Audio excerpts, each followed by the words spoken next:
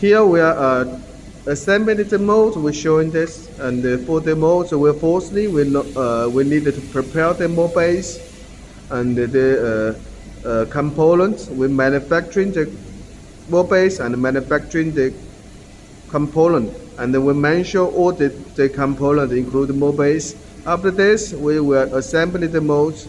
So like here, we first assemble the cavity side, then we assemble the core side for the slider, and then after this, we will fit in the mold.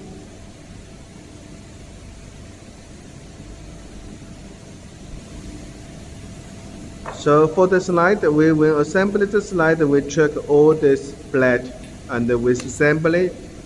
Also, we need to have the right number with each right slider.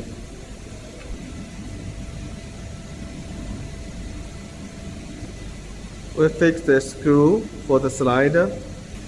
We fit in the mold and we check if the slider already on the right position. For the slider, we released by the cylinder. So here we need to assemble the cylinder and fix it.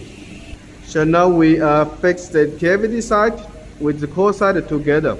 And here we prepare to assemble the cavity side to core side together. We fix the cavity to core side.